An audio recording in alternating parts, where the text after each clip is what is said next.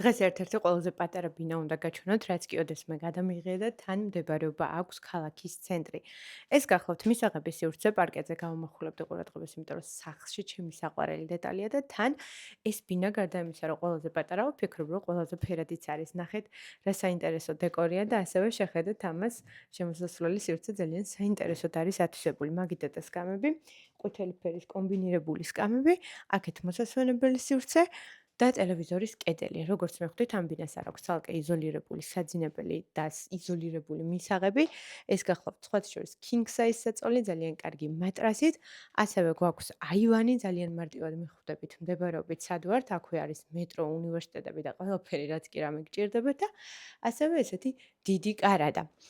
აქ პარკეტია, აქ კი კერამოგრანიტის ფილა. აბაზანა არის ცისფერ, ულამაზეს ფერში გადაწყვეტილი და ჭერი არის ასევე ლურჯი.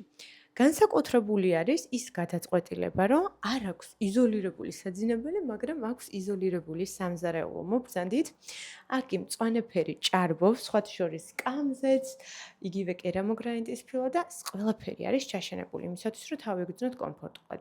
რაც კი რამე არის საჭირო. მთავარი დეტალი ვფიქრობ, რომ ეს ფანჯარაა თავისი სიმწვანით, ბუნებრივი განათებით, მე პირადად აქ ყოველ დღეს სიემოვნებით დავლევდი ყავას. ეს უძრავი ქონება ქირავდება.